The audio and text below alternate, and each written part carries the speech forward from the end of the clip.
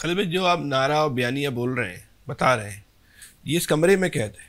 क्यों, मैंने कब नहीं कहा? इस आम आदमी जो है आपकी तक आपकी आवाज़ नहीं पहुंच रही। मैं मिसाल देता हूँ, इस वक्त कराची का ये क्लेम है, हम ये कह सकते हैं कि आप महाजरों की कराची की नुमाइंदा जमात है। जी है, ठीक। कराची का एक क्लेम है कि वो इस वक्त पाकिस्तान के वसाइल पे, पाकिस्तान का उसके वसाइल पे कब्जा है। सही है, कराची को उसका हक नहीं मिल रहा।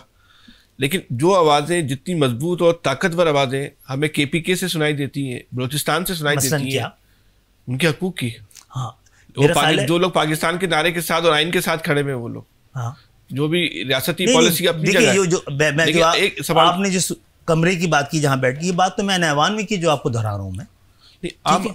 वो शिद्दत नहीं है जो शिद्दत जो है हमें मारंग में मिलती है, जो शिद्दत हमें मंजूर पश्तीन में मिलती है, जो हमें मेंगल में मिलती है, जो KPK के लोगों में मिलती है, वो शिद्दत MKM के लोगों में नहीं। एक तो ये कि हमारा ये इस शिद्दत से गुजरे हैं तो पाकिस्तान की वाहिद अपोजिशन है मेरे भाई। किसी का दफ्तर बंद है क्या?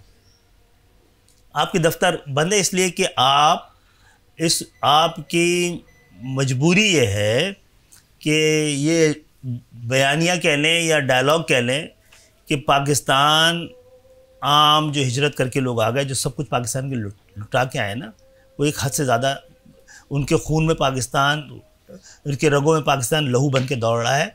वो भाई 92 में ऑपरेशन हो गया तो क्या लड़ लिए क्या? पूरी MQM के पास पूरे सिंध के शहरी इलाकों का मैंडेट था, तो हथियार उठा लिया क्या? छुप गए। छुप जाने को, ना लड़ने को भी मुल्क के खिलाफ कहा गया, दहशतगर्दी कहा गया। लड़ लिए थे क्या? हम सब तो छुप गए थे इसलिए बच गए। और कोई अपनी रियासत से थोड़ी लड़ता है, शिकायत करते हैं और अब शिकायत हमने की है, ऐसा तो नहीं भुगत रहे। क्यों नहीं ऑफिस हमारे खिले हुए सारे? किसके बंद है? PTI के ऑफिस बंद है क्या? PTI के क्या? इमरान खान साहब जेल में, तो हमारी भी लीडरशिप सारी जेलों में रही है ना। फारूक भाई कितने अरसे रहे हैं, और गली गली बाढ़, मोहल्ला मोहल्ला इसार कहाँ पाकिस्तान में हुआ है भाई? यहाँ नहीं हुआ क्या? अब एक ख़ास पीरियड से गुजर रहे हैं।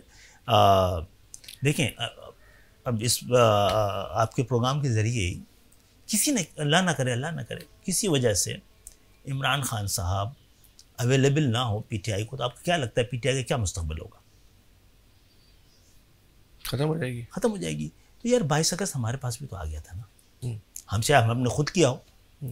तो MQM के बारे में, तो उसके स्ट्रक्चर के बारे में, MQM के अंदाज के बारे में, MQM की शिद्दतों, राब्तों के को देख के लोग कहते थे कि जिस दिन कोई ऐसा दिन आया तो MQM तो पहले घंटे में ख़त्म हो जाएगी।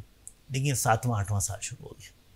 ना सिर्फ जिंदा हैं, लेकिन क्योंकि तकसीम का तासुर बड़ा ज़रूरी था देना लोगों को, हमारे ख़िलाफ़ के लोगों को, तो उसकी बुनियाद में मैंडेट के कम होने का तासुर भी हुआ। अच्छा, मैंडेट ऊपर नीचे हो भी सकता है, बहुत सारे बयानिए जो लोग चाहते होंगे इस वक्त होना चाहिए, हमारा शायद नहीं है, हमारा है, तब्दील नहीं हुआ है, उसकी शिद्दतों का फैसला हमें करना है। हमें देखें, क़यादत ये नहीं होती कि जो हमें आवाम से वोट लेने के लिए सच या झूठ नहीं बोलना है, ठीक है।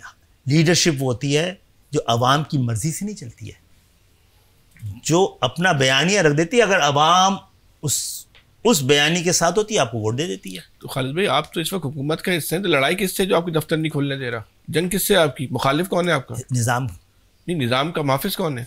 जो भी हो। तो आपकी जंग उन लोगों से, वो कबूल नहीं कर रहे आपको। हमें निज़ाम से हम आहंग करने की शायद कोशिश हो रही हो, और हमें भी देखना है निज़ाम के साथ कितना अहम आहंग हो कि हम अपने मकसद से भी पीछे ना हटें। हमारा मकसद तो कोई बहुत बड़ा नहीं है ना। हम तो कहते हैं कि दुनिया के जो महज़्ज़ब माशरे हैं, तरक्की याफ्ता माशरे हैं, जहाँ जेन्युइन जमहूरियत हैं, वहाँ के बहुत सारे तकाज़े हम पूरे कर सकते हैं ना। डेवोल्यूशन पावर है, आबादियों के साथ जैसे डिस्ट्रिक्ट और डिवीज़न बढ़ते हैं, सूबे भी बढ़ लेने चाहिए, हमारे आसपास हो रहे हैं।